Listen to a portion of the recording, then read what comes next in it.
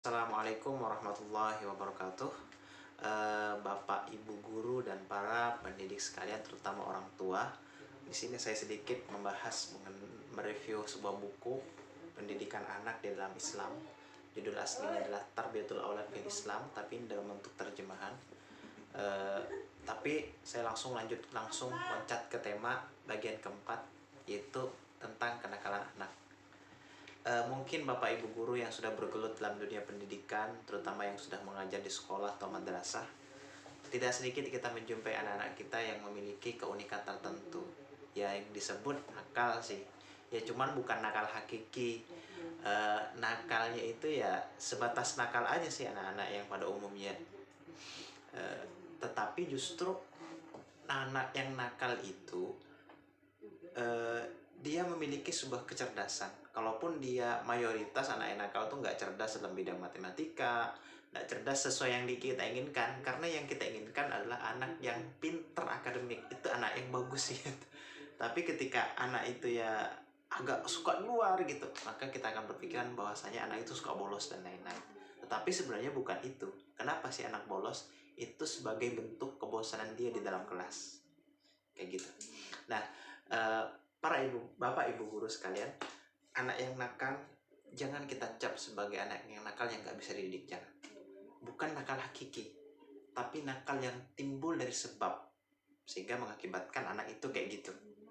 Nah, mungkin dari kita, mengapa anak itu nakal? Karena memiliki kecerdasan, mungkin kecerdasan analitik, kecerdasan kehidupan, sehingga ketika ada suatu aturan yang kita buat, mungkin bagi anak itu tidak ini aturan siapa sih nih, aturan yang tidak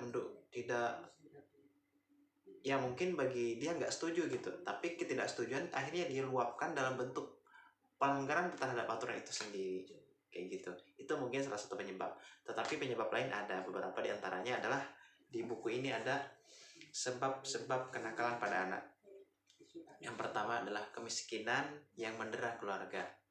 Nah, kemiskinan ini menjadi salah satu faktor kenakalan pada anak. Mengapa?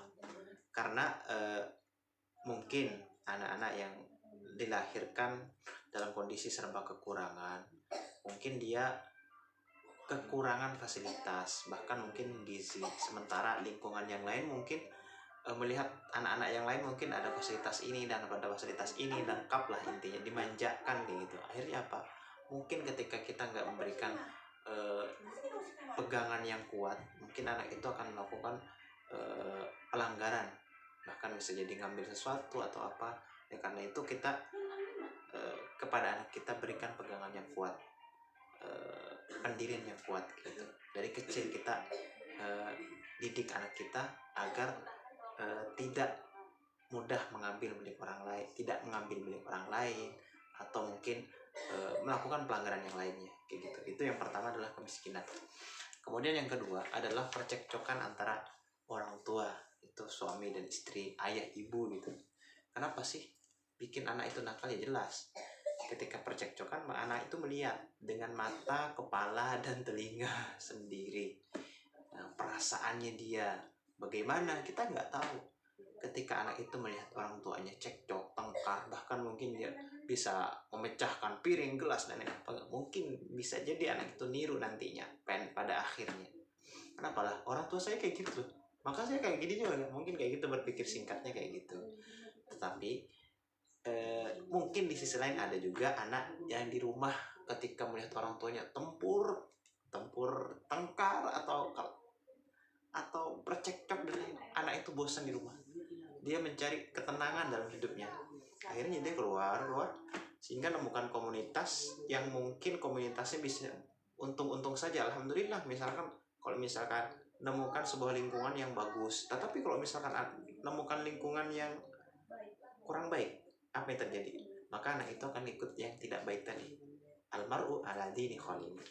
Seorang itu bergantung pada pendirian temannya. Lah, kalau khalilnya bukan orang tua, temannya, teman hidupnya, tetapi yang membentuk karakternya adalah orang luar, yang misalkan punya budaya, yang punya kebiasaan yang tidak baik bagi kita atau apa gitu, maka yang terbentuk ya kayak gitu.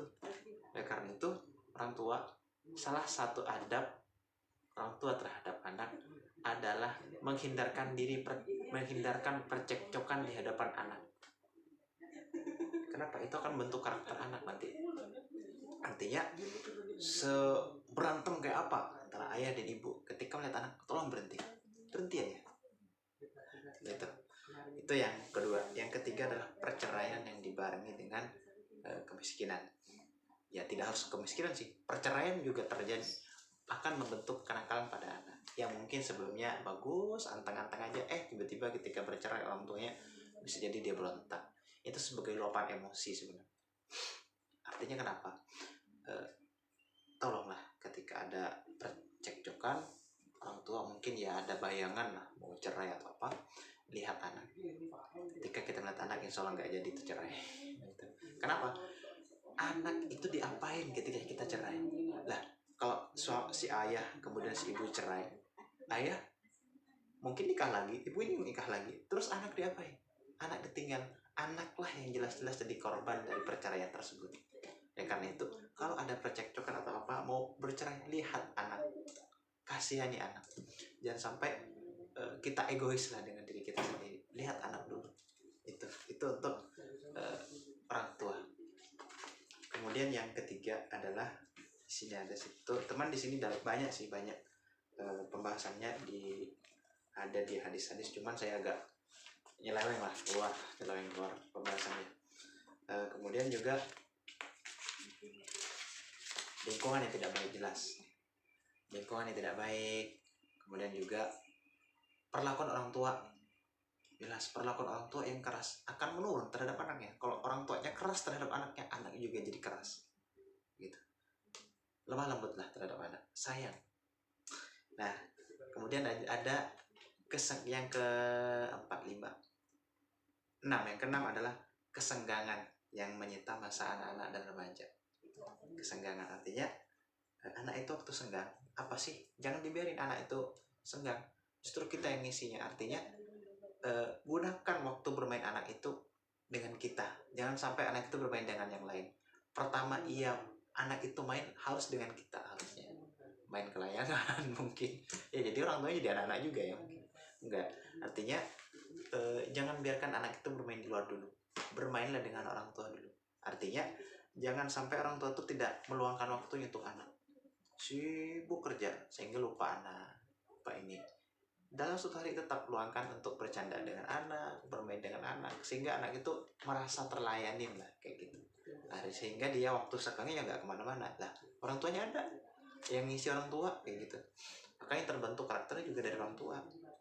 Yang tentunya orang tua juga harus memiliki karakter yang baik kayak gitu. Tuh.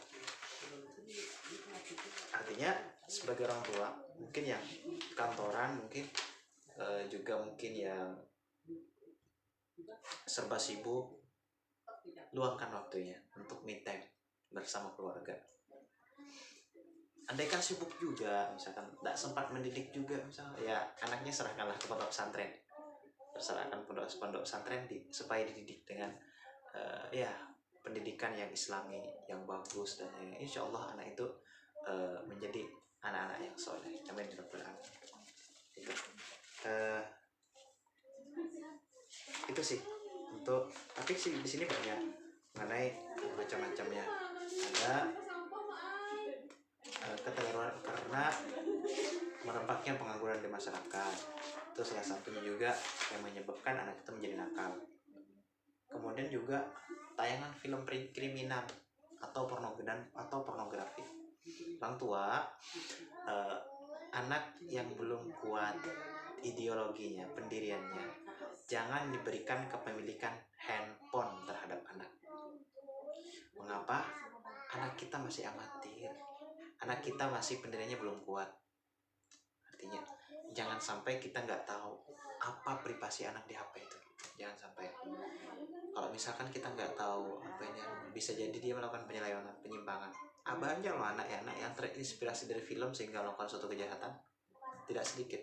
Ketika anak menyukai film ini, kita nggak tahu apa yang terjadi. Tidak sedikit anak itu nakal gara-gara main game, tapi kita nggak pernah ngawasin.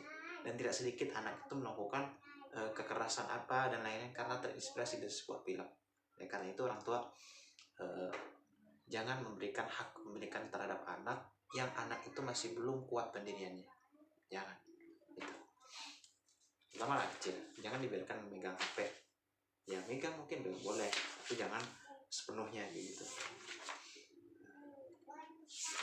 Di sini ada juga dibahas mengenai kita, karena penyebabnya juga ada keteleraan orang tua akan pendidikan anak. Teledor, lalai, artinya nggak mau dididik, orang tuanya nggak peduli dengan anaknya, kayak gitu, sehingga anak itu nakal gitu. Itu salah satu penyebabnya. Yang terakhir adalah anak yatim.